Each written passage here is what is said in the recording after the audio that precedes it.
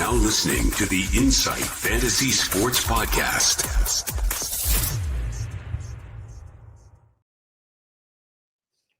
Welcome all and welcome back into the Insight NFL Podcast. Thursday edition, our final show of the week to get ready before the playoffs kick off. This is the point of the year that we've all been waiting for, and hopefully everybody out there has managed to sneak into a couple of playoff spots. It is Thursday, the 11th of December, week 15, starts tomorrow with the Falcons taking on the Bucs in a nice divisional game. Secko, how are you feeling? I know you've been a little bit crook this week, but this time of the week, surely the NFL being back on for another round just makes you feel that much better. Yeah, a bit crook most of the week, but funny how Thursday night with football tomorrow makes you feel a little bit better. So good to be back on deck. Apologies for the voice, but I'm getting there. And yeah, week 15 primer, first week of the playoffs, starts the week. Perfect show to get me feeling better. And how'd you go with your playoff venture, Secko? Did you manage to sneak in quite a few leagues? I think Mav was saying last night he was 8 out of 9. He got into the playoffs. So, of course, money Mav, but how did you track?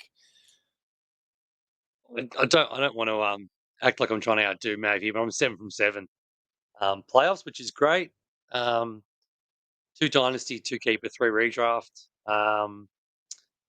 Within that, there's four bye weeks as well. So there's four little leagues that are just sitting there doing nothing this week. No little bars, no matchups, no points. I've benched a bunch of guys.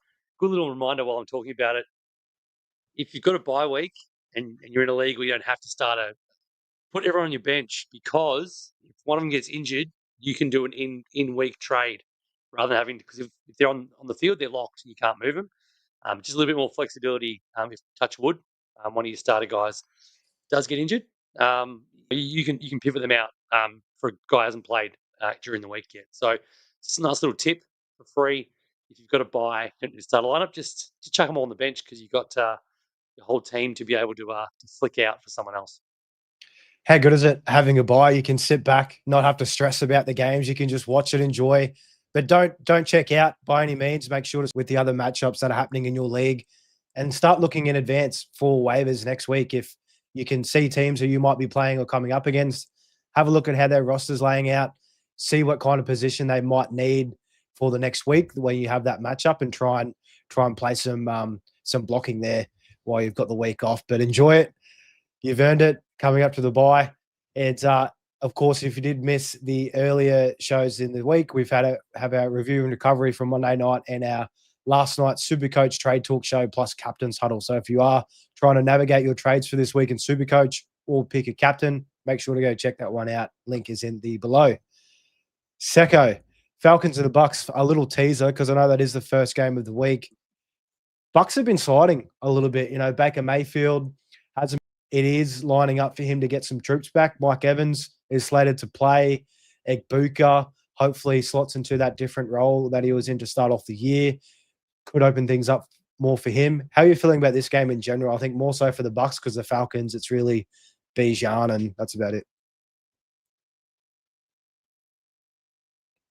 Yeah, it's Bijan and your Cole Pitts. The late season resurgence. Now that London's out, seemingly out full time, it seems like London's never going to come back the way things are going. But yeah, look, Baker's been very, very different to the Baker we've seen for probably the previous sort of 18 months or so. He was great last year and he was great for the first sort of 6 weeks. But I'm just feeling like they're going to have to pull their finger out to win this thing. They've probably been in cruise mode thinking the Panthers weren't a legitimate threat.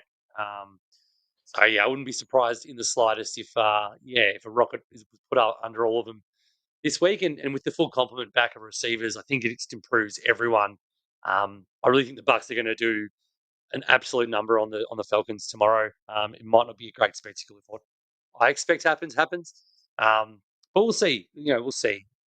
The Falcons have had this weird ability to pop up every now and then, but I think it's going to be Bucs back to the team we know. And I'm really big on Bucky, our boy, for them. All of them should be firing for the Bucs. Hopefully, if Baker can steer the ship and get back to the start of the season, Baker, I'd be very, very shocked if they drop this game after losing that divisional matchup against the Saints where they were heavy favourites, losing with that Tyler Shuck rush at the end there, out the gate, that standalone on Thursday Night Football or tomorrow morning for us here. We'll jump straight into the injury, Secko, but before I do smack the drop, if you guys have any start sit questions for this week in traditional fantasy, make sure to throw them in the comments. We'll be sure to get to them at the end of the show. Injuries, here we go. Injuries and news, should I say, because Philip Rivers, old man River, coming back out of retirement, and it's looking like he's in line to start for the Colts against the Seahawks this week. So about how this is all sitting. I will preface Riley Leonard, the rookie quarterback that they had filling in while Danny Dimes went out. He's also dealing with a knee injury and he's not looking likely to get the start. So they've called up old Philip Rivers. He used to play with Shane Steichen, the head coach there back in the Chargers days. He knows the playbook. How do you feel about this one for the Colts up against the Seahawks, who have been the hottest defense the last few weeks? The spot couldn't be worse for anyone, let alone an overweight 44-year-old who hasn't played football for 4 years. 5 years is almost. Yeah, look, I don't know. Riley Leonard did practice in full today, so this may all be for nothing. It may actually be Riley Leonard starting this week, which is even worse. Look, what we hope is there's sort of three actually fantasy relevant guys. We just hope that the functional offense can come out of this. If it's Rivers, I think it's the best chance of having something functional, and he'd be pretty good at servicing tight end and running back out of the backfield. I think that's where his strengths will lie: short passing, get it out quick. The Joe Flacco sort of approach that we saw most of this year, where fastest time to throw. Daniel Jones is already sort of doing that. Steichen likes that as a concept. So I think if Rivers is starting, you've got Warren, you don't have to worry too much, which is actually a good thing. He's been on a bit of a slide as it is. It's not going to be too much worse than what it was. It's probably going to be better. I think Jonathan Taylor has a real good chance if Rivers is competent and moving this offense somewhat. Obviously not this week. It's going to be hard against Seattle, but this could be a good warm-up game to really unlock JT the last 3 weeks of SuperCoach and hopefully, your semi-final and final. If you've got him, and then Pittman's obviously the only other chance. I think Pierce is dead now, and everyone else is, unfortunately. But hopefully Rivers starts because I think he can still throw that ball. Think of all the completions he had to Antonio Gates for probably 10 years. That's what I'm picturing with Tyler Warren. High target counts, a lot of catchable targets, and not necessarily scoring touchdowns, but getting points for PPR leagues. Fingers crossed he can do something for this offense and lift them up if he does get the start. Anything for JT? I've got him in way too many spots for him to let me down this week. We do have a trio of quarterbacks that have been ruled out for the week ahead. Geno Smith dealing with that shoulder injury, so we'll probably see Aiden O'Connell, Kenny Pickett. I think Kenny Pickett is in line to start currently. Jaden Daniels. I think O'Connell's still injured potentially, so I think it's going to be Pickett. Gross. Very gross, but hopefully for Brock Bowers, he can just dump it off there. Jaden Daniels for the Commanders has been ruled out after re-injuring that elbow in last week's game. Tyrod Taylor also ruled out, so we might see Brady Cook with a week full of prep after filling in from last game because, it just did look super poor. Breece Hall didn't get any checkdowns out of the backfield, which was surprising. And Justin Fields, he's kind of up in the air with that knee injury, so I'll wait and see who the starter is there. But it does look like to be Brady Cook. And some big wide receivers, Secko. Drake London, he's ruled out. Touched on it. He's probably done for the rest of the year. The Falcons are out of playoff contention. No point in bringing him back. T. Higgins, a massive one, dealing with back-to-back concussions. Not looking good. Giving very big Chris Olave vibes from last year. The Bengals, if they lose this game, their hopes are pretty much done, especially losing to the Ravens. So don't think he'll be back anytime soon. Secko, how do you feel about him for the rest of the year? Do you think he's going to be out, or do you think he might come back if they scrape a couple wins together? I think you hit the nail on the head there. If they win and they're still alive, it'll probably determine what they do with him. If they lose this week, I don't think there's any way he'll play again for the rest of the season. Joe Burrow's talk, his press conference yesterday or today, is pretty dejected in general. I feel like he feels like it's a lost season again. So that's how he's feeling. I reckon the team's probably in the same boat. So even if the win, they might just sit him down. He signed a big deal at the start of the year. They've got him for another 3 years. They don't want to risk long-term concussion because the league can step in then and sit players down if it gets too serious. So it's sort of out of their hands a bit. They can manage it here. I reckon he's going to be sat, which is obviously really good for Jamar Chase because he's going to get, he should really get all the targets. We saw Higgins last week, had a really good game before he went out again. Chase had a lesser game. We saw what happened when Higgins wasn't there. At times this year, Chase is just off the chain, and no one really steps in. So it's big for Chase owners, especially deep in the playoffs.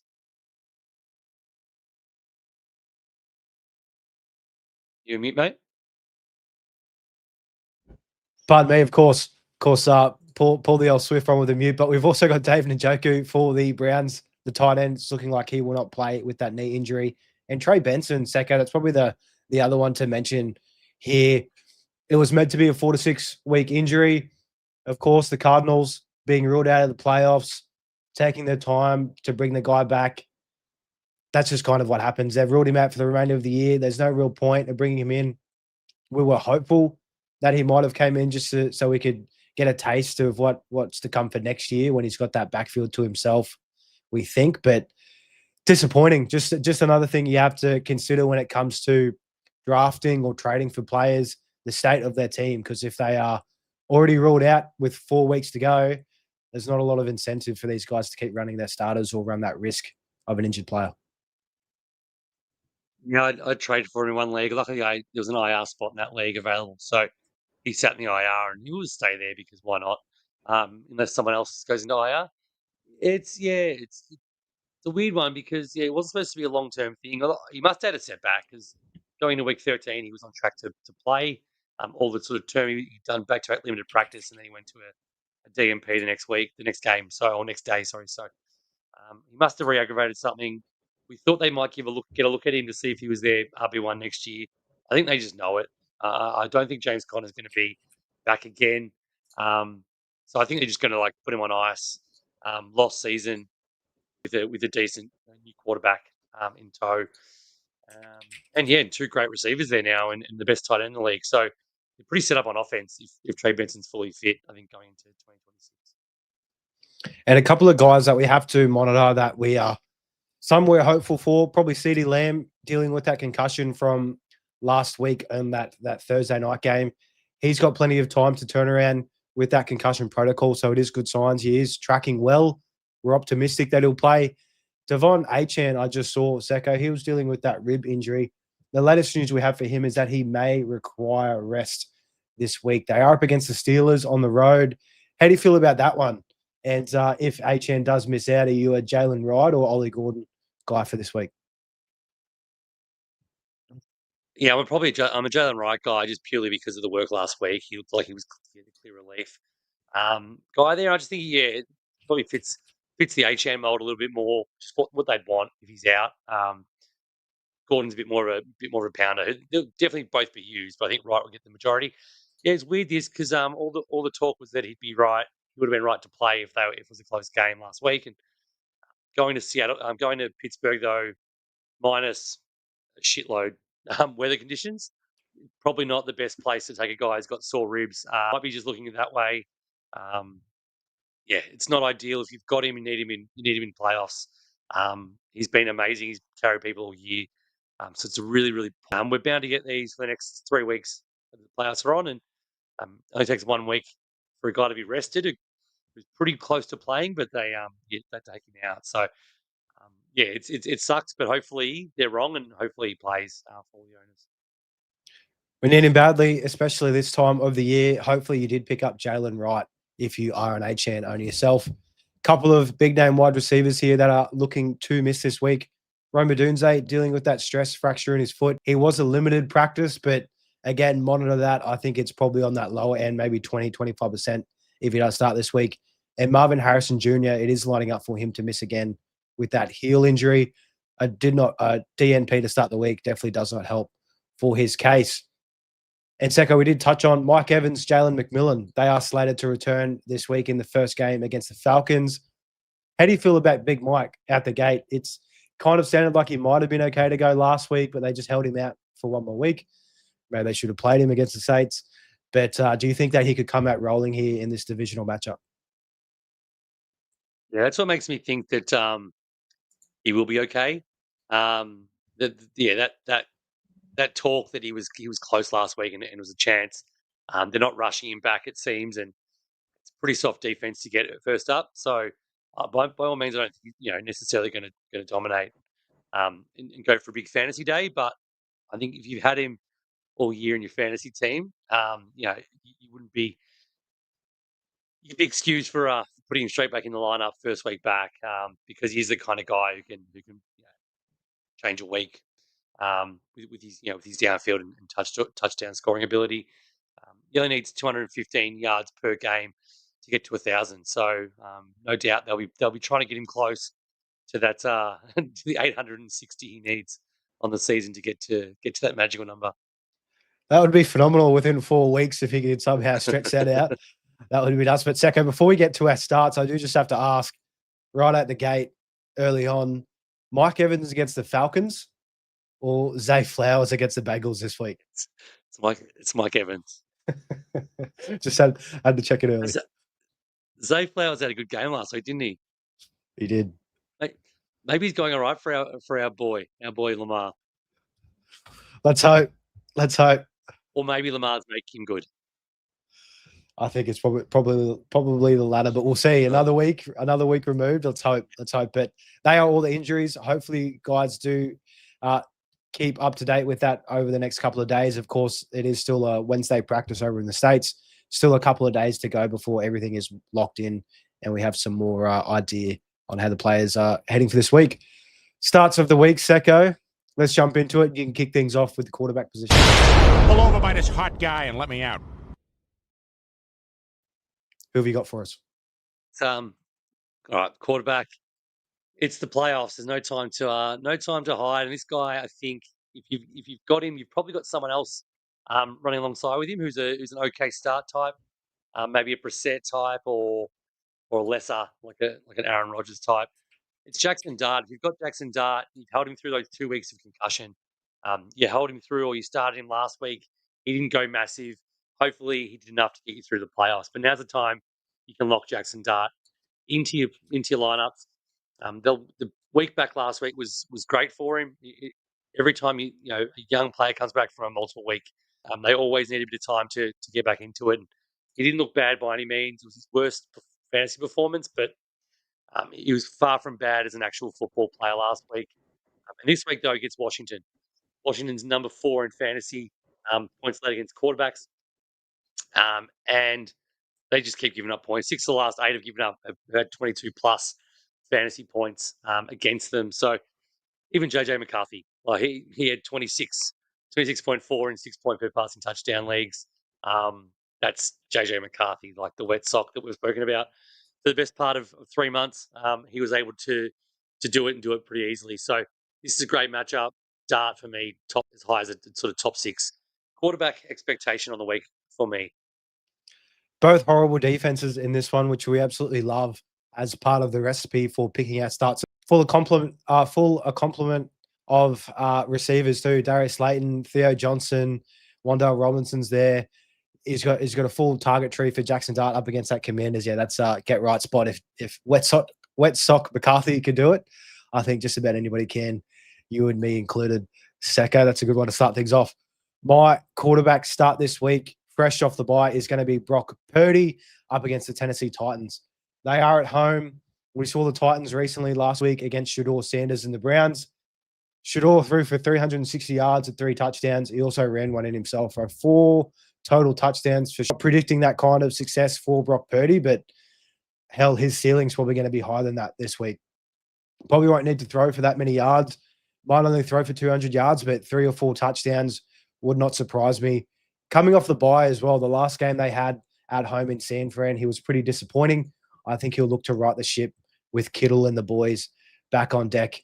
Even better, the Titans' defense is 24th in fantasy points allowed to opposing quarterbacks on the year so far. So Brock Purdy, for me, off the bye with the whole gang, they should absolutely dominate the Titans this week. I've very little doubt that literally everyone that's fantasy relevant will go big. And probably not Ricky Pearsall because he's not relevant anymore, unfortunately. My running back start of the week.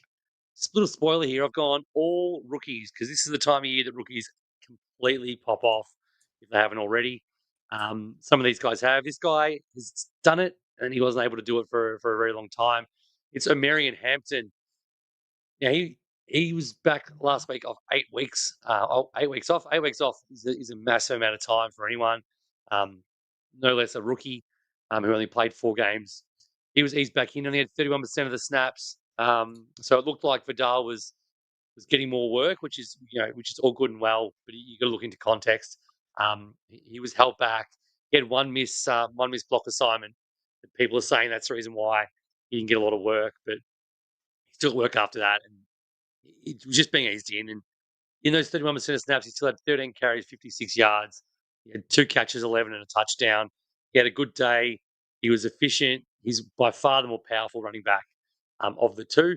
So I'm looking for a lot more as a minimum 50-50 split, more a high chance of 60-40 favour to Hampton this week. The only issue is KC is the matchup. It does seem really tough on paper. Um, However, running backs have scored 6 touchdowns in the last 5 games against them. So the one place you can beat Chiefs is when you get close to the goal line, and I think the Chargers have the kind of team, have the kind of game to do that near the goal line and move the ball well. The Chiefs have been quite fallible at times this year in general. I think this is a statement game. Knock them out of the playoffs once and for all. I think this is going to be a really big game for the Chargers.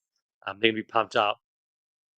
He may not go completely ballistic. He may not be a top 5 running back on the week, but I think he's going to be a top 15, top 20 minimum kind of guy in Arrowhead with the Chargers completely fired up to do a number. I would love nothing more than the Chargers to walk into Arrowhead and put the Chiefs to the sword and knock them out of the playoffs fully. This divisional game too, even more on the line. This is going to be a great one to watch. And with that Herbert injury to his hand, they're just going to lean on Hampton so much more. So no, even better if they beat the Chiefs. That's a big tick there on my end. My running back going with a rookie as well, and a guy that faced the Chiefs last week, Woody Marks against the Arizona Cardinals. One thing that I love to do when targeting my running back starts of the week, are they a massive favorite? Big tick. I think they're 10 or so points favorites over the Cardinals. Are they at home? Excellent. Nick Chubb, he's also injured after that game. So they've Dare Ogunbowale. He'll step in here and there, but Nick Chubb was definitely a level up ahead of Dare. So it should all be Woody Marks. Even still, last week he had 28 opportunities, 26 carries. If he has 26 carries against the Cardinals, he could go absolutely ballistic. The Cardinals are 28th in points allowed to the opposing running backs, and their defense is absolutely battered at the moment. Walter Nolan, their first-round pick, the big defensive tackle, he's out. Will Johnson, the corner, he's out for these guys. It could just be an absolute bloodbath. I don't like the Cardinals in this game whatsoever. The Texans' defense has been shutting everybody out immensely, so it should line up for Woody Marks to carry the workload again. And I think he gets in the end zone. Touchdown guarantee. Gamble responsibly. Love that. Gamble responsibly. I've had Woody a couple of times. I think you've had him once before as well. He's a favourite of ours, but now he gets all the opportunity, which you said, against one of the best matchups. So I almost had him in there, but I wanted to back my boy Hampton. But Woody Marks is a great start this week. My wide receiver start of the week is a guy. Actually, both of our wide receivers are guys that are going to probably elicit some questions from the audience, but I won't ruin yours too much. Other than that little nugget there, but my guy is a guy who's been trending in one direction only, and it's not in the right direction. But it's Emeka Egbuka. Now we did touch on it a little bit off the top, but the full complement's back in Tampa Bay. They've been pretty shit. Baker's been owning it. He knows he's been shit. His shoulder's finally starting to come good. He's going to have that mobility in the pocket. But most importantly, Buka's going to move back into his just where he excels and where he's doing his best work at the start of the year before Evans was out, which is those out of the slot, moved around some creative targets rather than having to do everything. He's at the lowest catchable target rate. I think he's like the third worst catchable target rate of all qualified running wide receivers this year. 49% of his targets are catchable, which means more than half of them are just not even close. And some of the ones that they call catchable, you'd have to be, Jerry Rice, Randy Moss to be dragging them in as well. So probably more like 40% of his targets are catchable. It's just horrendous, and Baker's owning that. But the targets he's getting, he wasn't getting at the start of the year when he was a top 6 guy. They're different types of targets. Yes, he's getting some of the ones in the end zone I think they'll come back, but he needs some confidence. And this is the week. This is the week with everyone back against a very, very good defense against wide receivers. The second best. They give the second most points to wide receivers. I just think it's, this is the time. If you've got him and you're scared, I get it. But it's playoff time. If you think you're starting someone like Michael Pittman over him, give your head a shake. Not the time. Now's the time to just back in Ibuka, the situation, the game script, and it's on Thursday Night Football. You get to victory lap. The 20 points, 20 plus points you get from him tomorrow.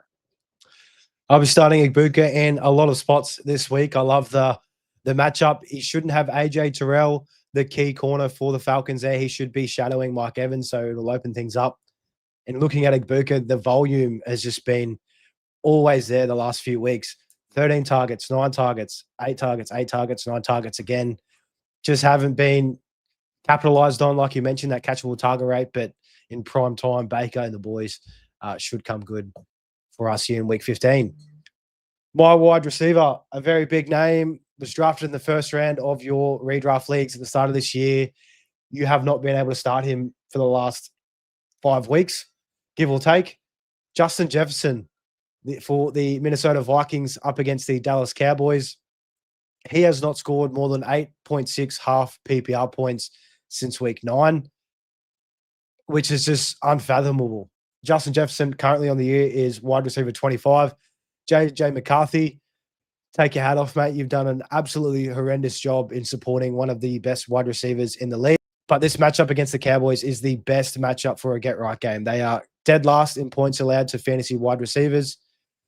In a dome, there should be plenty of back and forth in this game. The Vikings defense is pretty tough, but Dak in that defense, if CD does play, it's just going to be potentially shootout offering if JJ McCarthy can hit on a couple of targets. So I'm hoping that this game is all going to be Justin Jefferson after coming off his massive 2.1 fantasy points last week on 2 catches for 11 yards. It is playoffs. It is risky. Trust one of the best wide receivers in the league. I know it's tough with JJ McCarthy, but my hand's deep in the well. I'll be playing Justin Jefferson in a few spots where it's really going to matter this week because the matchup is just way too good against the Cowboys. There's a couple of things. Eventually, something has to go. He's too good a player. McCarthy's bad, but he's getting the ball to a lot of people last week, and his defense is even worse. So something's going to happen eventually. You want to be on it when it does because it's probably going to be big. And his press conference after the game last week was telling. He said, I'm paraphrasing, but it's better to get no targets in a win than no targets in a loss. And that's sort of as squeaky wheel as JJ gets because he's probably the best at keeping it pretty level. The least diva-ish type of wide receiver there is, I think. But he's going to definitely be commanding targets. It's not going to take long when he does that they're going to actually be good. And the Dallas matchup is just absolutely perfect for what they can do. And it looks like KOC's worked on McCarthy's playbook and simplifying a little bit to make it easier for him. So love the play. It's very much a confidence play from us on our wide receivers, guys who have been very hard to trust. I think this is the week for both. Let's hope, Right. Secko. Let's hope. All right, my tight end. It worked last week having a stack. My Green Bay stack, my quarterback wide receiver stack last week starts the week. This time I'm stacking my tight end Theo Johnson with my quarterback Jackson Dart. I've had Theo Johnson a few times. I love him. I can't pretend like I don't love Theo Johnson. But it's because of what he does when Jackson Dart's out there. Now, the games when Dart hasn't been there, Jameis wasn't the biggest Theo guy, and that's cool. Um, we don't expect Dart to not be there ever again, especially this week. He's a tight end 10 per game with Jackson Dart. That includes a whole bunch of games where they're both still rookies in the first half of the season. Um, as I said, rookies generally get better the later the season goes, and they become league-winning guys. Theo Johnson has the chance to easily be a top 5 tight end this week, who's available on waiver wires in a lot of leagues. So if you've got someone who you're not 100% set on, you can have a look now, jump on your waiver wire. You may have some, you may have an upgrade that you can use not just this week, but weeks going forward. But Commanders matchup, I mentioned it with Dart. They're third most points to tight ends. It's just a perfect spot. He gets targeted. He's targeted in the end zone. I think Dart's going to be huge. I think Theo Johnson's going to be the main guy, or one of the main guys that propels them both to a very high finish on the week. Massive touchdown upside when it comes to Theo Johnson. All it's going to take is one catch for him, and he will do plenty in that tight end spot that has been a wasteland all year and for the past 20-odd years. My guy that I'm picking, again, really playing the matchup with this one. This guy, you can get him on your waivers as well. He's only 19% rostered, similar to Theo Johnson. Isaiah Likely, he is playing the best possible matchup for tight ends. We've been saying it all year. Target tight ends up against the Bengals. The Bengals are giving up over 21 fantasy points to opposing tight ends. I know Mark Andrews is there. I think they could both have a pretty good week. They could probably both score a touchdown. Isaiah Likely, he should have had a touchdown last week. That was robbed by the refs. Should have had a touchdown the week before if he just held onto the ball up against the Bengals. But in that game in week 13 against the Bengals, 5 catches for 95 yards. That's a very, very safe floor. I think he, 5 for 60, 5 for 70, you can kind of pencil him in. He can have a massive, massive explosive play. And hopefully this is the week where he can either hang on to the ball or the refs get it right in the end zone. And he could definitely propel Lamar as well this week, which we are lining up to be the case. So Isaiah Likely for me as a tight end up against the Bengals. Don't overthink it. Focus on that matchup, which is an absolute beauty. It really is. It's the easiest. It's the easiest matchup in fantasy football this season to get right. Absolutely, everyone's gone off. Even players that are rubbish like Jackson Hawes get touchdowns, and Dawson Knox looks like it was 2022 all over again. My DST start of the week is the Chicago Bears. Now, this is of course playing the Cleveland Browns, playing the greatest quarterback in the league. Tough ask playing Shador Sanders. He's clearly amazing if you read anything on social media. But let's be honest, Shador Sanders just played Tennessee Titans. It was a shootout somehow. The Cleveland Browns somehow let Tony Pollard have his biggest game ever, which is phenomenal. And all it really meant was the Sanders had to keep throwing, which is fine.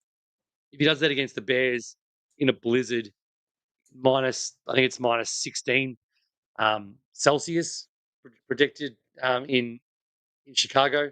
I just think it's going to go very, very poorly. And the way that the Bears are playing at the moment on both sides of the ball, but just running the ball, running up a score, it'll force Sanders into making plays.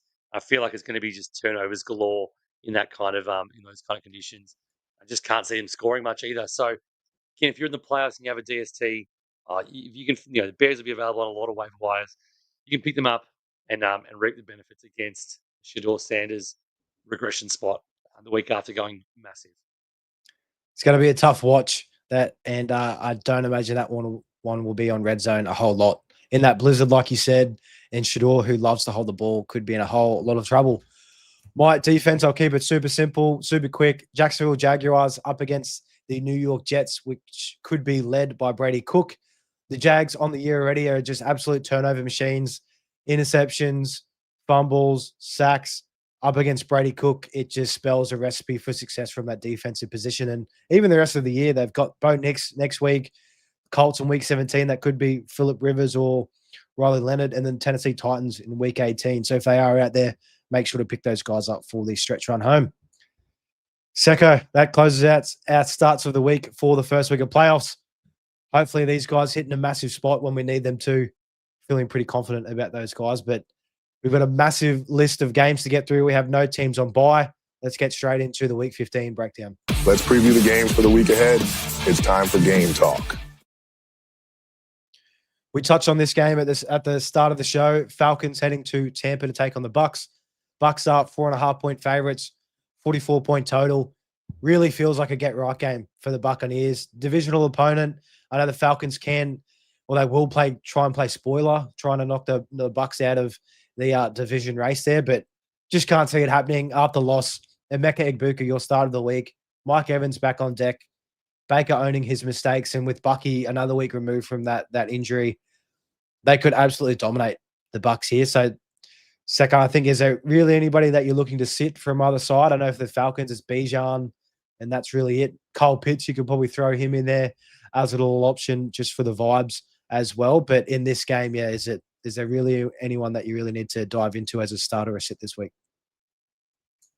Don't have to go too deep here. Pitts is a start because without London and with Kirk Cousins, Kirk Cousins has always been a tight end guy, and he's sort of making the most of it. So he's definitely an option. But definitely Bijan and no other pass catchers on that side. And then it is pretty much to start everyone on the Buck side. I think I may be wrong. That 4.5 line is just looking at me like it's ridiculous. It should be closer to 8.5 in my eyes. I just think it's going to be a beatdown in Tampa, coming off that bad loss. I know they haven't been great, but I just can't see a world they don't absolutely stomp all over them. We'll move on. We'll leave it at that. The kicking off the Monday morning slate, we've got the Cardinals take on the Texans in Houston. Another quick game to run through. Texans are massive 10-point favorites, 42.5 total points. Texans side of the ball, pretty much run everybody against this Cardinals defense. Woody Marks, my start of the week. CJ Stroud, Nico Collins, they should be more than fine. How do you feel about Jaden Higgins as a potential spot start, Secco? We've seen Christian Kirk taking a big step back. Higgins couldn't really do too much last week against the Chiefs because they were just playing the defense, running the ball, slowing the clock. How do you feel him in this one against how do you feel about him in this one against a plus matchup? I think he's a spot start. Obviously, there's no buys, so you're less likely to have to go back down to these guys. The Cardinals have been susceptible sort of everywhere. I think they've sort of given up on the season a bit as well. I think this is another one that's just going to be a very, very easy game for the home team, sort of as tells us by the 16 implied points to the Cardinals. I think that's probably a little bit generous. They'll struggle the whole game to move it.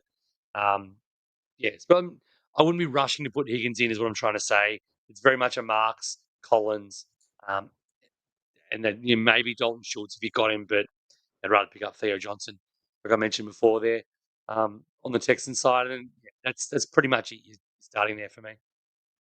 And for the Cards, very, very tough situation. Jacoby Brissett has been on an absolute heater, has not finished outside of the top 12 quarterbacks in fantasy since taking over.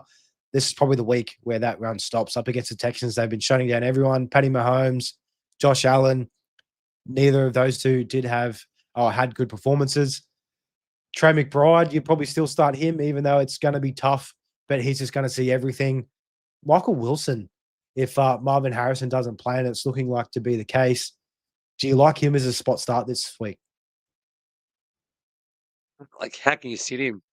It's phenomenal, but like, in what world? I know it's the Texans.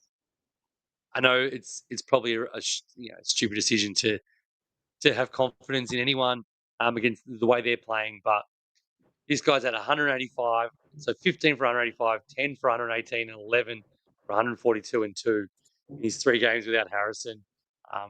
Yeah, he's not going to do that. I'd be very shocked if he's anywhere near that. But I can see him having 8 for 80, and if he gets a touchdown on top of that, it's 22 fantasy points.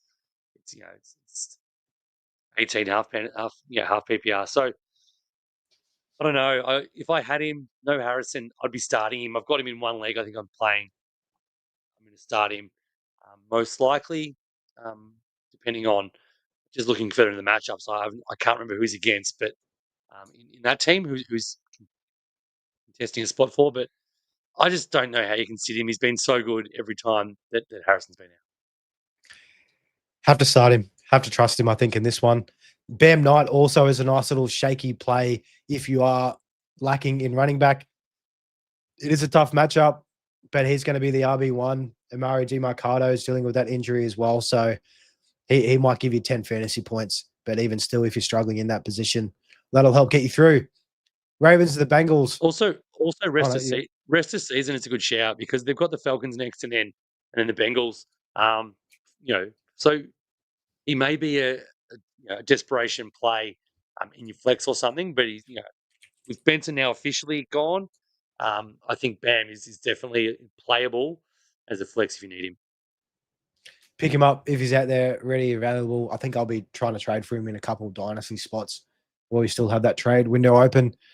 Moving on to the Ravens and the Bengals in Cincinnati. The Ravens are just under a field goal favorite, 51.5 implied point total. We absolutely love it. The second biggest of the week. Matter of fact, start everybody. Secko, we could probably leave it at that. I mean, on the Ravens, both the tight ends will be great options in this game. Both could probably score a touchdown. Your boy Zay Flowers could also perform back-to-back weeks. And Lamar Jackson, man, oh man, he coming off that loss. If they lose this game, their season's pretty much done, you'd think. So everything on the line for him. And on the other side, Joey B, Jamar Chase, Chase Brown, Mike Gesicki, he always performs with T. Higgins out. How do you feel about Yoshivas? Would you rather play him or maybe say Darius Slayton as an option later on? Yeah, no, I'd play Slayton. And we saw what happened with Yoshivas a few weeks ago when Harrison was out and he was a hot waiver wire pickup that week. He was in a lot of DFS lineups. I think he had one catch. One catch happened to be a touchdown, which makes him look a little bit better than what it was. But I'm pretty sure. Yeah, he had one catch for 16 yards. And Mitchell Tinsley was getting more work than him. That's what I'm worried about again. Someone's going to be doing well though, and I think he's a great call by you. I think he's going to be the biggest beneficiary. Obviously, outside of Chase with Higgins gone, I can really see Gesicki being a starter. He was almost my start of the week. I just didn't want. I didn't. I thought you might go likely. I didn't want two in the same game if I could avoid it. So yeah, it's those guys are the starts for me. Obviously, the Ravens. You sort of know what you've got there. The tight end matchup's too good. You can't start them both. If you've got them both, you probably don't want to start them both. But if you've got either, I think you can do it and just hope that they are the ones that pop off. And obviously, you're starting Rashad Bateman over Zay Flowers. Also, Derrick Henry too. I forgot to mention the big king at this time of the year. Course. He is. You have to pencil him in for a touchdown or two in this matchup. Another divisional game and one that I will be absolutely glued to. I think I'll set up a different screen purely just for this one game. The Bills taking on the Patriots. Battle of that division in the AFC. The Bills are 1-point favorites in New England, just under 50 total implied points. Dalton Kincaid is back for the Bills. We saw him play last week on a limited amount of snaps. Another week removed, he should be roaring. Patriots are pretty leaky to that tight end position as well. He was a close second for me in my tight end match of the week, but Josh Allen really needs to take over in this game and beat these Patriots if they've got any chance of coming back in that AFC division. James Cook, you start him. The Patriots are tough, but they're going to feed him so much in this game. The wide receivers is where it gets really shaky. I mean, Khalil Shakir is probably the only one that you can trust. Any other options outside of that, Secko, that how do you feel about Brandon Cooks? How do you feel about Keon Coleman? Probably not feeling so good about either of those guys. No, I don't feel a lot. I'll be brutally honest. It's just been the same story, not just this year as well. It's going back. It's going back since Diggs left. Really, Shakir, he's been the sort of de facto number one. But even last week, he had 3 targets, 2 catches. Again, saved with a touchdown with 16 yards. Outside of that, this is their receivers' stat line. In a game they won 39-34, where Allen threw it for 251 yards and 3 touchdowns. Gabe Davis was their number one receiver, 2 catches, 21 yards. Coleman, 2 for 16. Shavers, 1 for 16. Shakir, 2 for 16. And that's it. End of list. That's pathetic. I don't know how they're so good. I don't know how. I mean, they're good because they have a great quarterback, a great running back, and their tight ends pop up. But I just don't get it. You need to have a receiver in this game in this day and age, and they seem to keep getting by without it. It's not going to. I'll call it now. There's no way the Bills win the Super Bowl this year. They just can't keep doing it because a good defense. All they have to do is take out James Cook and Dalton Kincaid, and then go, "Hey, Alan, beat us by yourself," which you could do. You can go close doing that, but it's very very beatable. I hate to say it. I think the Patriots come and just absolutely stamp them one at home. It'd be a good watch. I hope you're wrong. Secko, being the Bills fan, I really hope you are No, wrong. And in a year too, where everything's lining up, Lamar's probably not going to be in the playoffs. No Mahomes, no Joey B. All of those guys lining up to miss. It's just looking so perfect for the Bills to finally make a run at it. But yeah, they just no wide receivers. It's absolutely killing them. On the Patriots side of the ball, Secko, we love Drake May, no matter what. The running back situation, that's probably the biggest question here. Travion Henderson, Ramondre Stevenson. Trey's definitely the more explosive back, can do a lot more, only takes one play, and it is a plus matchup up against the Bills. But Stevenson, he's just that middle sibling. You just can't get rid of him. You can't shake him off. How do you feel about those two in this matchup this week? there's no doubt that Henderson is considerably better at this stage of proceedings. The problem is Ramondre is getting work in the passing game too. It's it is definitely a 1A 1B. There's no lean in any part of the game to anyone, which makes it hard. But I still think Henderson's one play away at any time. The Bills have given up that one play a lot in the season to running backs. And if you go back 2 weeks against Cincinnati, mind you, not amazing, but Ramondre had 6 carries for 5 yards. He did nothing. 1 catch for 5 yards. And Travion had 18 carries out of that, 66 yards. So, and then last week, he had considerably better yards per carry. It's clear as day. Vrabel's a bit of a different unit. He comes from that super overrated coaching tree that New England had, but hopefully McDaniels is a smarter guy. Than that, and can actually realize, because if you've got Henderson, now's the time you want to be playing him. Now's the time you drafted him in the 3rd round, because he should be absolutely in a team that's 11-2 against a poor run defense. He should be the guy having 15 to 18 points per game every week. Hopefully, over the last 3, he gets that because he's good enough to. And in terms of the wide receivers too, Secko, I think Stephon Diggs, he always plays well. That last game up against the Bills, he went absolutely ballistic. You like to think Drake May gives the ball to his boy there as well, up against his old team. And Kayshon Boutte, I think you can pencil him in for a spot start if you are reliant in a shaky spot at wide receiver this week in your playoffs. Could score a touchdown, massive touchdown threat, especially in that red zone as well. And I think we could probably move on from there.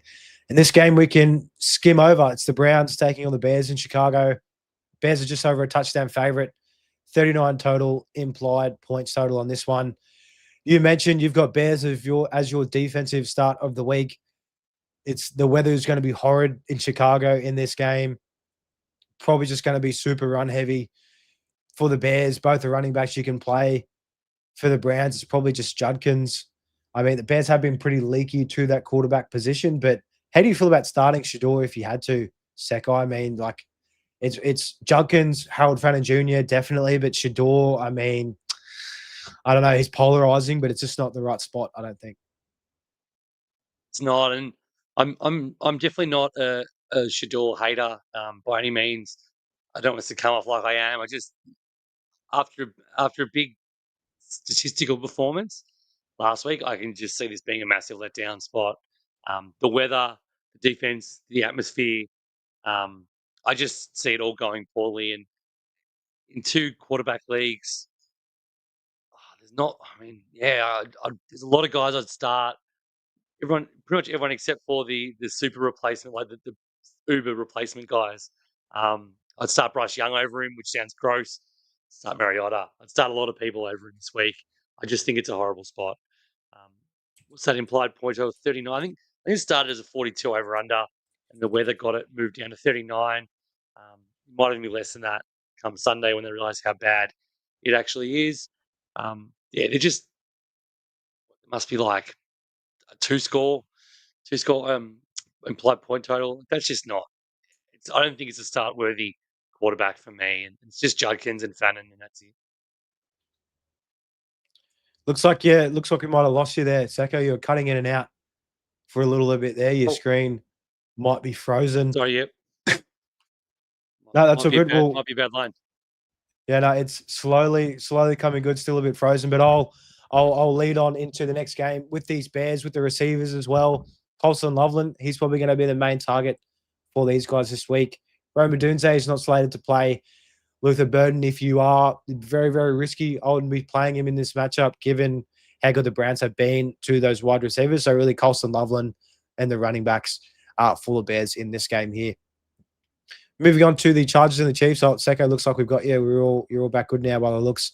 Chargers and the Chiefs, a massive divisional game in Arrowhead. The Chiefs are 5.5-point favorites, which is just disrespectful to the Chargers. 41.5 total points. It's going to be low scoring. Battle of the defenses in this one. For the Chargers, Marion Hampton, your start of the week. Definitely start him. Justin Herbert would be a very risky start, I think, in this spot, considering the matchup, considering how they're probably just going to lean into that run game more. How do you feel about Lad McConkey, Secko? He has been pretty disappointing the last few weeks. If I was to start a wide receiver in this matchup, it would be Lad, but how do you feel it for him against the Chiefs? Yeah, same here. If I was to start one, it would be Lad. Yeah, last week was very poor. It's sort of coinciding a little bit with the philosophy. I think they're going a little bit more run heavy. Obviously, Herbert's hand doesn't help. I know it's his non-throwing hand, but it just changes the way he is with the ball. But Lad's also had a few key drops of late as well. So I wouldn't be rushing to start many players. Many receivers. Gadsden's obviously a sit these days. He's lost all of his upside. And then, how can you trust QJ or Keenan in this sort of low passing volume setup that they've got at the moment? So I imagine it's going to be a bit more of a pound game. They're going to want to beat them with physicality. Feel like it's going to be a Harbaugh Roman old school approach to football to try and throw the Chiefs off. And Chiefs are quite fallible against the run. In a lot of situations, more than they are against the pass, and that pass rush with Chris Jones. So, yeah, I think it's just going to be a bit of an avoid game for the pass catchers in LA. How do you feel about the Chiefs in this one, Secko? I mean, it's as much as I'd love to, you can't really sit Mahomes with his back up against the wall. It's a must-win spot. They have to win out from here. Rashee Rice, in turn, is leading receiver. You can definitely pencil him in, week out. Travis Kelce is a bit of a shaky spot for me. In a divisional game, he usually does show up against these teams here. Chargers have been pretty good against the tight ends, but outside of Mahomes, Rashee, and Kelce, there's no one I would even be thinking of starting in this one. Rashee had a bad game last week. There was drops galore. I think they both come good. That was obviously to do with the Texans. They're very, very formidable. But yeah, I think it's pretty easy starts on the Chiefs. I think Kelce is about to play his fourth last game, or maybe third last game of professional football. So he'll want to go out on a high, a bit of a curtain call, especially at home against a divisional opponent. Moving on, and we can absolutely blitz through this one, but it is a revenge game for Kenny Pickett up against the Eagles. The Raiders heading to Philadelphia. The Eagles are massive, 11.5-point favorites, 38 implied point total, which is super stinky in terms of fantasy production in this game.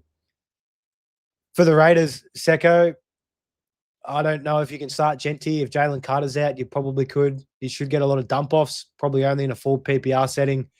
Brock Bowers, should see 20 targets in this game, you'd hope. You can't start anyone. I actually have to start Kenny Pickett in one-on-one matchups, and I'm just hoping for that little revenge game narrative. He can maybe throw a couple of disgusting touchdowns. For the Eagles, Saquon Barkley, I think he could just absolutely run all over the Raiders. We saw him come good last week in a loss up against the Chargers. The wide receivers, how do you feel about them, Secko? Like looking at what Hurts did last week with 4 interceptions and a fumble as well. Hard to trust that passing attack here for Philadelphia. It's hard to trust, but and pretty much the game scripts for over a month now against the Raiders has been just run the shit out of it, because you can. You don't really have to throw. That's my worry here. I think it's going to be a massive Saquon spot, like we saw last week a bit, but way more. Kamani Vidal went nuts against them. I just don't. And that was the same game where the highest receiver for the Chargers 2 weeks ago was 39 yards from McConkey. It's just going to be similar. One of these guys might go big, but guessing who? Probably can't sit either. That's the problem. It's a bit unfortunate. The Raiders are. It's not really harsh. But unfortunate Raiders are in the league at the moment. They're not offering anything to anyone. Um, thank God Pete Carroll is a one and done. Chip Kelly's already gone. Um, it's just they need to fix that entire setup. And it's great that Tom Brady's stink is all over this thing. If I'm being honest, They need to look ahead till next year, and we will look ahead to the next game here. The Jets heading to Jacksonville to take on the Jags. Jags are a massive 13-point favorite, 41.5 total implied points. I don't want to start anyone here from the Jets, if I'm being completely honest. I mean, even Breece Hall, probably start Woody Marks over Breece Hall this week. I think I can do that with confidence. It's going to be gross. If it's Brady Cook against this defense, he could get eaten alive. And for the Jags, Secko on the other side, Travis Etienne, he could go ballistic, could have another double touchdown game. Tootin, we saw he was dealing with some fumbles. That was the narrative early on in the preseason that he had some fumbling issues. That's coming through at this point of the year. His snaps are probably going to decrease, and they're just going to run Travis Etienne into the ground in this game. How do you feel about BTJ? He had 80-odd yards last week. Only had a few catches, but maybe he could find his way into the end zone in this one. it's BTJ, your start of the week last week, definitely had his best game in a long time. I think people can start to get back to believing that he is a good player. There's a sneaky chance he has a pretty hot run for the next little bit. Obviously, Denver next week is not so easy, but then the Colts the week after with the Jets this week. So he's definitely on track to do a big one. He's a very strong start this week as well. Off the back of another touchdown, another 10 targets last week. Jacoby's been very sneaky since joining the Jags, just what they've needed for T-Law. Commanders and the Giants in New York. Following this one, Giants are just under a field goal favorite, 47 implied point total. We know Jaden Daniels has been ruled out, so it's Marcus Mariota and the boys. Don't mind the pass catches in this one. I know Marcus Mariota hasn't been the most accurate of a quarterback, but he can get it done. We saw what he did for Terry in that game a couple of weeks ago with Terry just getting back from injury. Zach Ertz, sadly, has also been ruled out with that Achilles tear, or not Achilles, ACL tear for the year. He's probably done for his career. Terry McLaurin, Debo, Marcus Mariota, I think he'd be okay to start. Even Chris Rodriguez as a little spot, he could probably walk his way into the end zone and salvage the week. Before heading to the Giants, and of course, your start of the week, Theo Johnson and Jackson Dart. Ben Sinnott for the Commanders in this one. Do you just want to hold off a bit? Surely there's plenty of other options out there with no teams on bye, but it'd be great for a lot of dynasty teams if he can perform out the gates. That's the reality of it. There's got to be someone else. You can love the idea of it. You can love that when Ertz did his ACL in Arizona, the guy who came on the week after him was Trey McBride, turned into the best tight end in the game. You can love all that, but reality is Ben Sinnott had one catch last week. He's had 4 on the season for 41 yards. You want to see it first. I don't think you can be starting him with any any level of confidence. And on the Giants, Secko, of course, Jackson Dart, Theo Johnson, you'll start through the week. How do you feel about the running game for this one? Devin Singletary, looks like Tyrone Tracy could be back in this one. It was just a hip contusion after getting carted off. And also the wide receivers in Slayton and Wandale. Are you keen to start any of those in this matchup this week? Yeah, I honestly think it's one of those ones you can start anyone you've got out of those guys. I think this is going to be a pretty high scoring game. I don't think the weather in New York is quite as bad as other parts of the country, so you are getting a bit of a leg up there. But Slayton, Robinson, are both startable guys in my opinion. Obviously, you're starting Johnson, and then you got to choose. If you've got Singletary and Tracy, you could probably wouldn't want to start either of them too crazily, but I think Singletary's in a great spot, being that I know Tracy wasn't injured necessarily, but I think they trust him in the goal line. There's going to be opportunities. It's going to be high scoring, in my opinion, so they'll be down. Starting things off with the later Monday morning slate here in Australia, another divisional matchup. The Panthers, fresh off the bye, taking on the Saints in New Orleans. Panthers just under a field goal favorite, just over 40 implied total points in this one. Ted McMillan off the bye. Strong start, I think, up against the Saints. Bryce Young, it's risky. The Saints, their defense has been pretty tough lately. How do you feel? Anybody on the Panthers here, Secko? We know that running back room is a bit of a carousel. They're riding their hot hand. Rico Dowdle is meant to be the early down guy now, and Chuba's going to be mixed in. That pass catching and more of those, I guess, needle moving downs that they kind of have to get through. Hard to start either of them with confidence if they are splitting the workload. So is it just Ted McMillan in this one for you, or are you ready to throw out a Panthers running back in this one?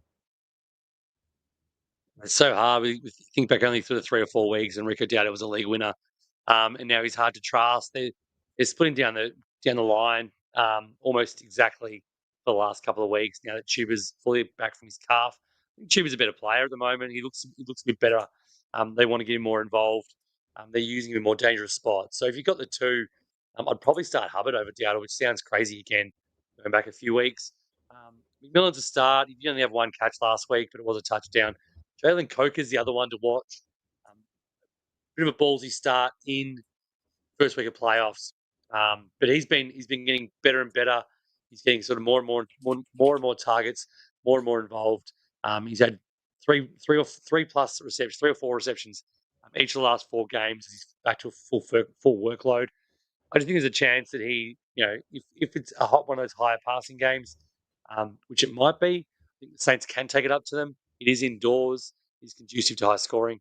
I think he's just a sneaky guy who may end up being the best option. But you start Tet, and you probably don't want to start too much more. Could be a gross game all around. Yeah, we're thankful that it is indoors. For the Saints, Tyler Shark together back-to-back performances of over 17 points in fantasy. You take it. You're happy with it if you picked him up off of waivers. How do you feel about the wide receivers in this one with Chris Olave and Devon Vele? Vele's been seeing plenty of snaps, did have that big game up against Miami, and Chris Olave has been dealing with that back injury. So would you be looking to go elsewhere if you did have Chris Olave? I mean, Darius Slayton over Chris Olave, like that kind of range, or would you just stick with Olave and cross your fingers? Yeah, I'll probably stick with Olave.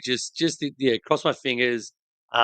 Just the upside of hyper targeting. Shuck's been good, but by no means is it that his passing has been, or his passing volume has been elite. So just obviously take it for what it is.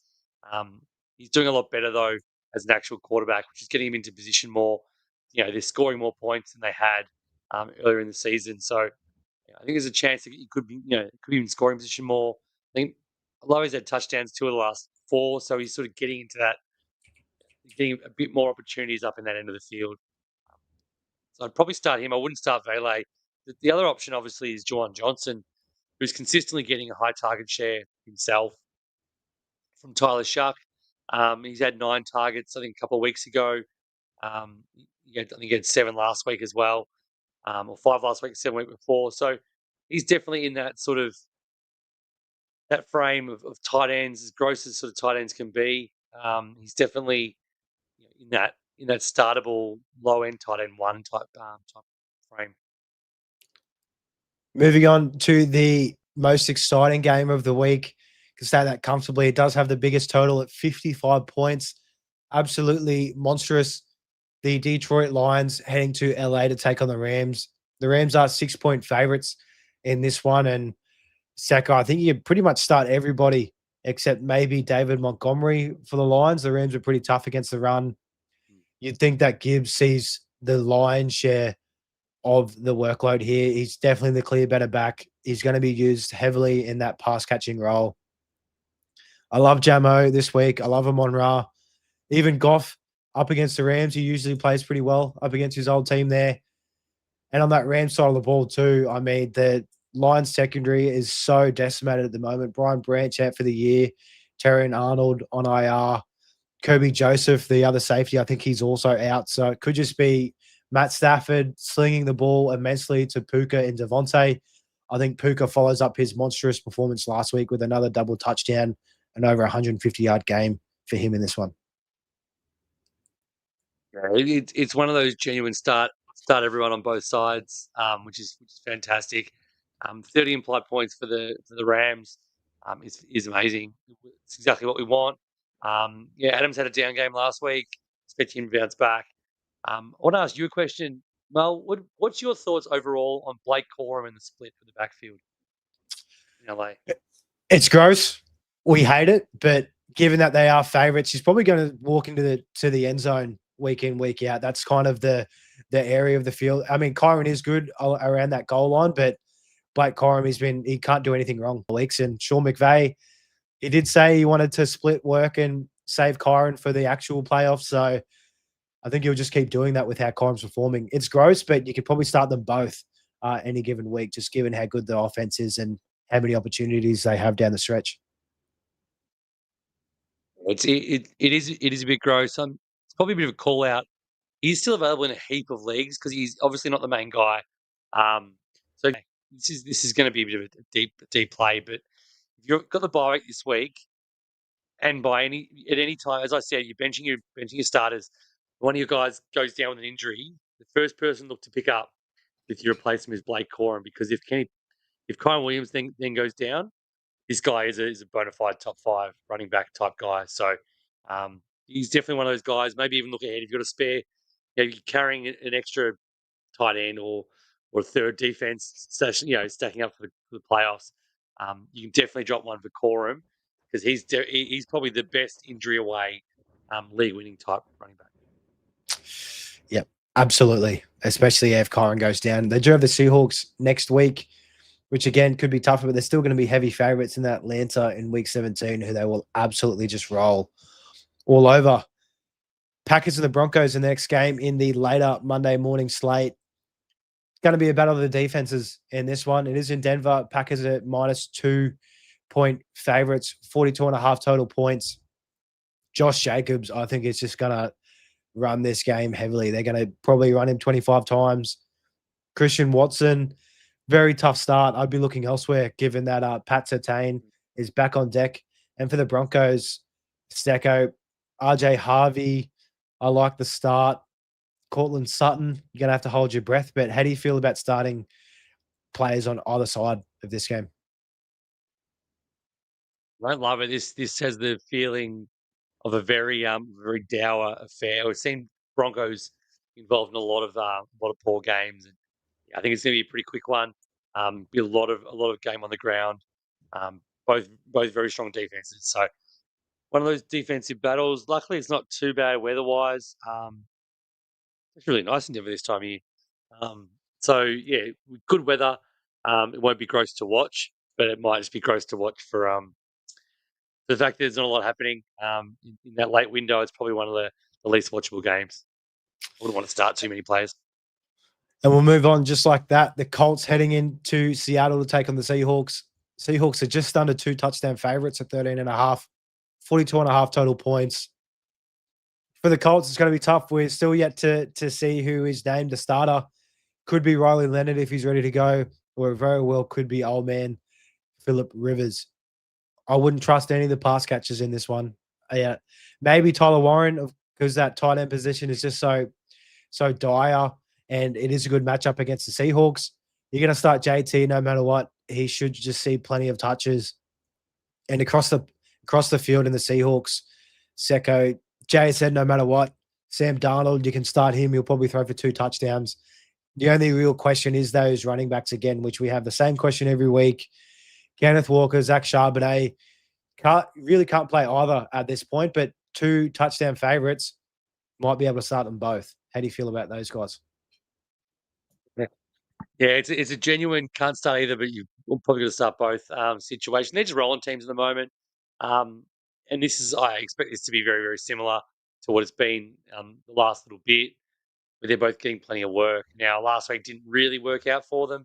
Um, they sort of just this game was over really quick, and they didn't really do much. They didn't run a lot of plays. They just sort of got the job done. These guys are sharing. They're both a good chance of scoring touchdowns every week, just purely because of game script. Um, I expect the same to happen again. Ken Walker's been really good. Sucks that we've sort of said it a few times, but it just sucks that he gets ripped out in dangerous spots, which makes Charbonnet viable. But yeah, I think you can start them both if you've got them. You wouldn't want to be overly quick to get them in. Hopefully, you have better options, but they're definitely both startable, at least as flex options to get you, hope for a touchdown with Charbonnet and hope for a bunch of catches from Walker. And in the next, we have the Titans taking on the 49ers in San Fran. Again, massive favorites with minus 12.5 points there, just under 45 total points. We'll keep it simple. Don't know if you can really start anybody on the Titans. I mean, the Niners defense is fairly shot.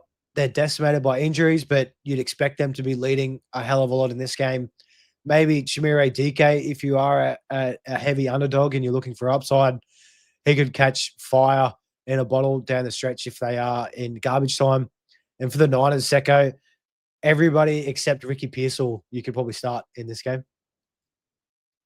Yeah, 100%. I think Kittle was in for an absolute field day. He'd be clear number 1 of the week for me in the tight ends. CMC is going to do plenty. I think even Brian Robinson's going to have a day here. It's pretty crazy. There's 5 games with double-digit lines this week. Very, very, very one-sided, especially with the weather going around the country. But this is going to be a gross game. Sucks that this late window has 5 games, but most of them are unwatchable. It'll be pretty much just Rams for that entire 3 hours. Yeah, it'll make our choice easy. I'd be the same. Just Rams and Lions. Literally any of the others, not interested whatsoever.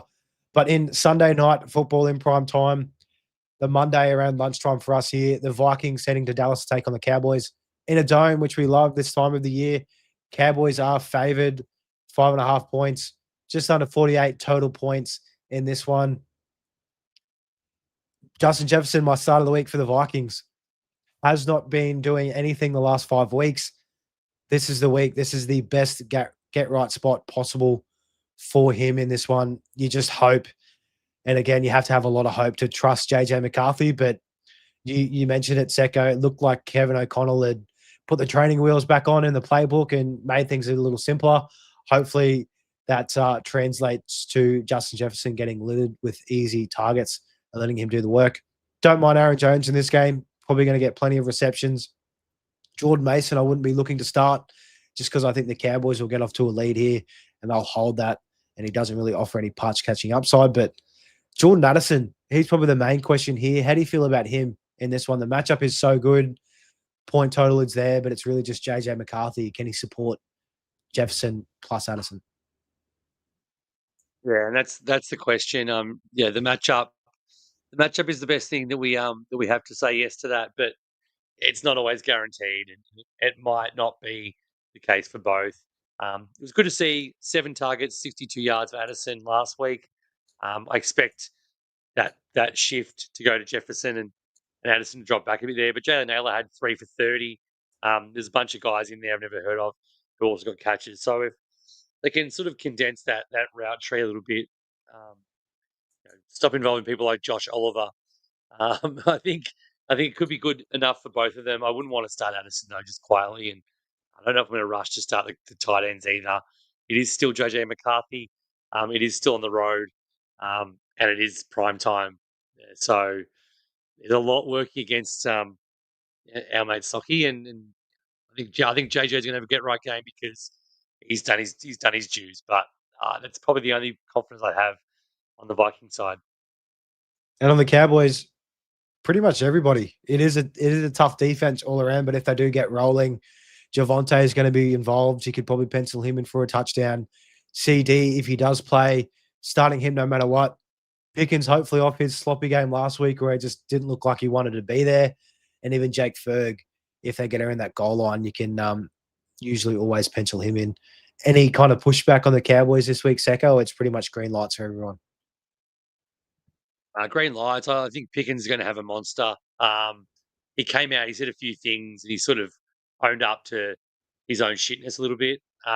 He was very, actually quite mature about it, just sort of saying it's not good enough and it's not what he wants to do. And essentially, the subtext was, I just didn't feel it. I could be fucked, kind of mentality. So I think it's going to be very different this time, back at home on the big stage, Sunday Night Football. So I expect him and CD, I expect 100% expect him to clear, given that it is 10 and a half days from when it happened, or 10 days from when it happened, to clear.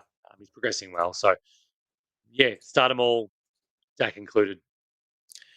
Get out there, CD, please. I need you so badly this week in the first week of playoffs. Monday Night Football, the final game of a full slate in Week 15. The Dolphins heading to Pittsburgh to take on the Steelers. Steelers are just over a field goal favorite. A low 41.5 total points here. If Achane is out in this game, you probably could start Jalen Wright. It is going to be tough because the Steelers can shut down that run, but he's going to get so many opportunities. I love this spot for Darren Waller and Jalen Waddle up against the Steelers. They've been leaky to wide receivers. They've been extra leaky to the tight ends. It's going to be back and forth in this game, you'd think, with the Dolphins defense being pretty bad. So Tua, I know he hates playing outdoors and away from home, but the matchup could be the one to have a bit of a bounce back for him. And on the Steelers side of the ball, Secko, you start the running backs, Jalen Warren over Kenneth Gainwell if you had to pick. And DK Metcalf had plenty of targets last game as well. He was dealing with some stomach issues, but he should be good for this game to close out the week. So how do you feel about this one on Monday Night Football? Yeah, the good news is the projected snow is all going to hit on Sunday. And although it's going to be freezing, it's not looking like it's going to be snowing on Monday. So it's going to be just one of those cold games. Having said that, Tua never win. I think it is temperature under 41 Fahrenheit, which is about 5 degrees or something. His first ever win in that temperature was last week against the Jets. And don't forget that was against the Jets. So this is a bit of a different case in Pittsburgh. I just don't think it's going to go well. But I do love your Waddle and Waller take. I think Waller's getting in a great spot. So if you've had him, here's your sort of time to play him and picked him up after his absence. You can start him here, and hopefully he can score for you and get you in. But I think it might be a bit rough if Achane's out. It's going to go to shit pretty quickly for them. Steelers, on the other hand, I just don't know how it's going to go. Obviously, Rodgers and Metcalf renaissance last week. Rodgers feeling like it was back to 2018 or something like that. I don't know if that happens week on week. They've got a million tight ends, so you can't trust any of them. And Jalen Warren is obviously the better play, but then Kenny Gainwell gets touches when he shouldn't. I feel like most of the time, so it's a bit of a shit fight. Adam Thielen is not fantasy relevant. It looks like he's done a lot of work to sort of get them all, I don't know, maturing Metcalf or getting to get his head in the game a bit more. So I think maybe the Thielen signing was all about clubhouse rather than on the field. They needed it badly. Let's hope that DK can continue from last week's massive game. It is a plus spot, and hopefully it's not a gross under 40-point total to close out the week out in the death to close it out there. But that will wrap up our game-by-game breakdown and our Week 15 primer. hopefully that's answered all of your start-sit questions as we head into the first week of the playoffs. We do have a comment here from Hey Day Lambert. Judkins or Pearsall? Judkins, no doubt, right? Answer yourself there. We are definitely over Pearsall this week. In a tough game in Chicago, he's the really only one you can trust.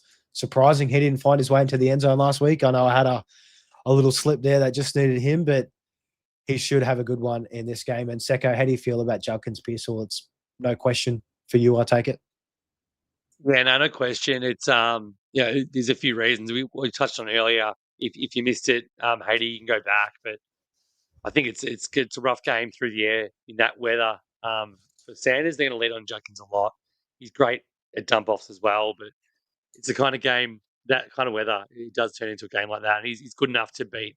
Bears defense is not a strong run defense, so I think it's up for a high touch and potentially high efficiency game from Judkins. So super strong start, and Pearsall you can't really start with any confidence at the moment. He's the fourth fiddle in their offense now, and even though they got an easy matchup against Tennessee, I couldn't trust Pearsall until I see it.